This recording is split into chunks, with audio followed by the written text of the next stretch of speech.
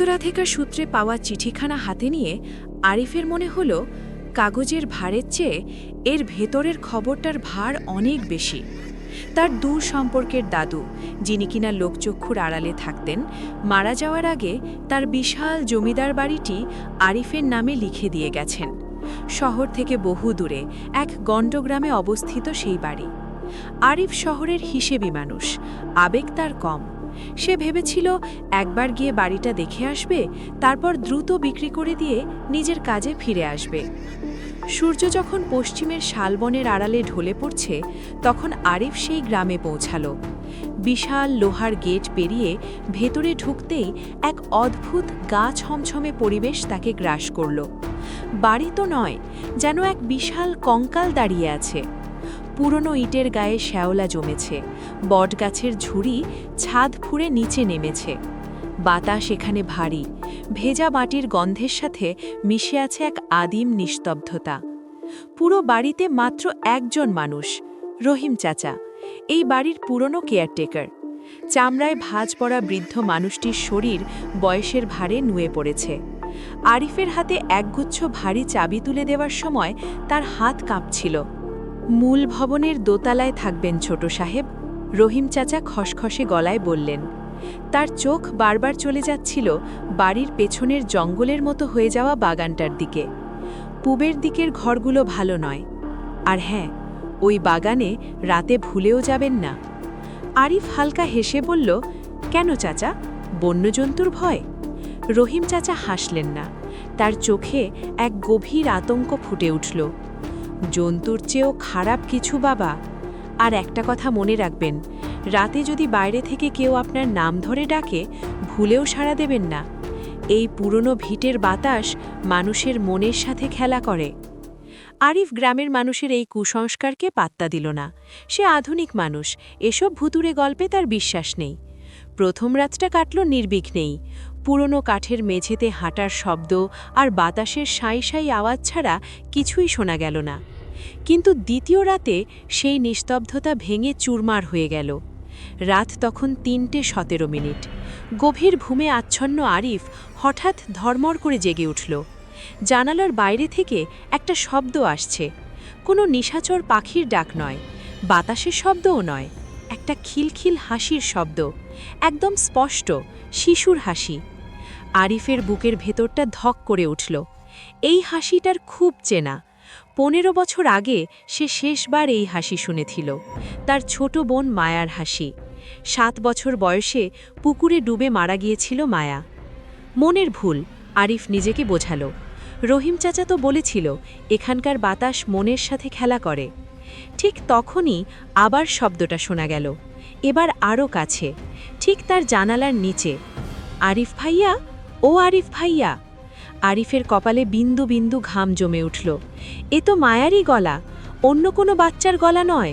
একদম মায়ার মতো আধো আধো সুরে কথা বলা, সেই একই টান। ভয় আর তীব্র কৌতূহলের এক অদ্ভুত মিশ্রণে আরিফ জানালার কাছে এগিয়ে গেল।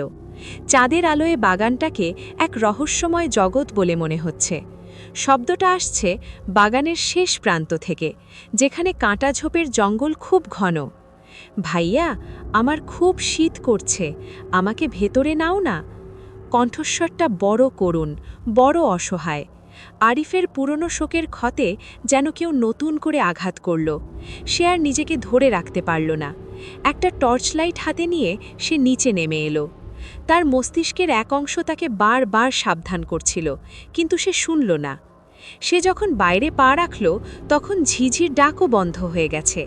এক মৃত্যু শীতল নীরবতা বিরাজ করছে চারিদিকে।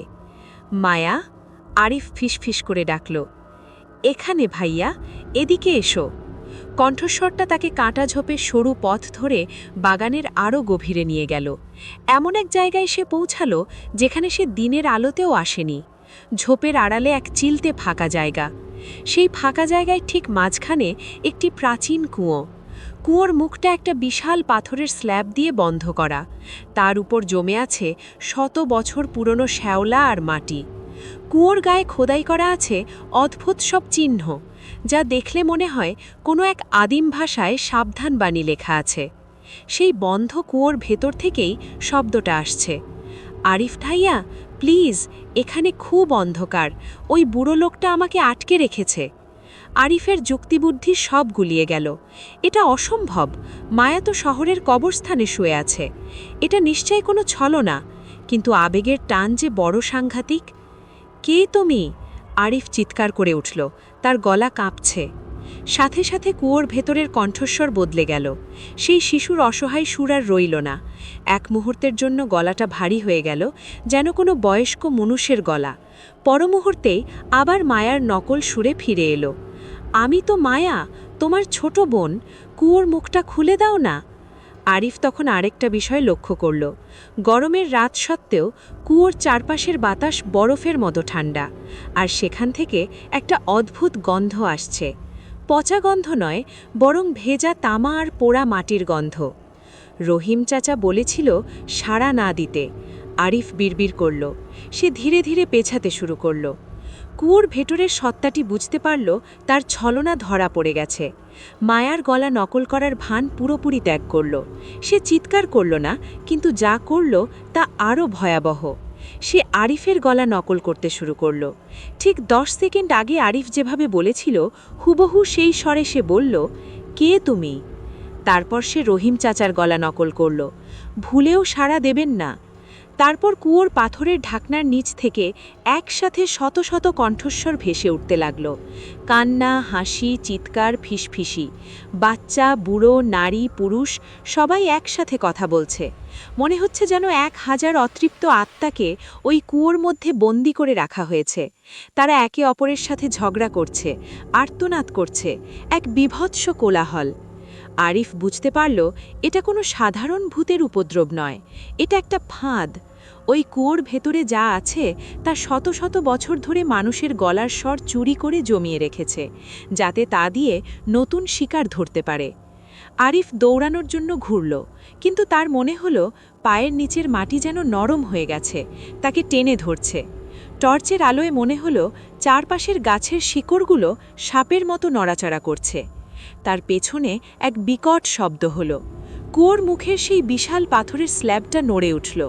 শত বছর পুরনো জমাট সিমেন্ট ফাটার শব্দ হল, যেন কোনো বিশাল প্রাণীর হাড় ভাঙছে। এই পাথরটা কাউকে বাইরে রাখার জন্য নয়, আরিফ আতঙ্কে বুঝল। এটা ভেদুরের কিছুকে আটকে রাখার জন্য বসানো হয়েছিল। পাথরটা সামান্য একটু সরে গেল, 1 ইঞ্চি ফাঁক তৈরি হলো। সাথে সাথে সব কোলাহল বন্ধ হয়ে গেল। নেমে এলো এক পিন পতন নীরবতা, শিকারীর নীরবতা। কুয়োর সেই 1 ইঞ্চি ফাঁক দিয়ে একটা শব্দ বেরিয়ে এলো। এটা কোনো মানুষের গলা নয়, এটা একটা নিঃশ্বাসের শব্দ, এক দীর্ঘ গভীর শ্বাস নেওয়ার শব্দ, যেন বহু বছর পর কেউ বুক ভরে বাতাস টেনে নিল। সেই বাতাসের গন্ধে ছিল 1000 বছর পুরনো ধুলো আর রক্তের স্বাদ। আরিফ প্রাণপণে দৌড় দিল। কাঁটা ঝোপে তার জামা ছেড়ে গেল, চামড়া ছড়ে রক্ত বের হলো, হাত থেকে টর্চ পড়ে গেল। সে কোনোমতে মূল বাড়িতে ঢুকে বিশাল ভারী দরজাটা বন্ধ করে দিল। দরজার ছিটকিনি, খিল সব লাগিয়ে দিল। দরজা থেকে পিছিয়ে এসে সে হাঁপাতে লাগল। বুকটা কামারের হাঁপড়ের মতো ওঠানামা করছে। সে নিরাপদ। সকাল হওয়া পর্যন্ত অপেক্ষা করতে হবে, তারপর এই অভিশপ্ত জায়গা ছেড়ে চিরতরে চলে যাবে। সে দেওয়ালে হেলান দিয়ে দম নেওয়ার চেষ্টা করল। ঠিক তখনই তার রক্ত হিম হয়ে গেল। বন্ধ দরজার ঠিক ওপাশ থেকে তার কানের কয়েক ইঞ্চি দূর থেকে দরজায় টোকা দেওয়ার শব্দ আসলো, ঠক ঠক ঠক। আর তারপর দরজার ওপাশ থেকে ভেসে এলো তার নিজেরই কণ্ঠস্বর। একটু আগে সে যেভাবে ডেকেছিল, হুবহু সেই স্বরে কেউ একজন বলে উঠল, মায়া, তুমি কি ওখানে? দরজার হাতলটা ধীরে ধীরে ঘুরতে শুরু করল। গল্পটা এখানেই শেষ, কিন্তু ভয়টা থেকে যাবে। যদি এই ভয়ঙ্কর যাত্রার সঙ্গী হতে চান, তবে সাবস্ক্রাইব বাটনটি চেপে দিন। আর মনে রাখবেন, আজ রাতে খাটের নিচে উকি দেবেন না।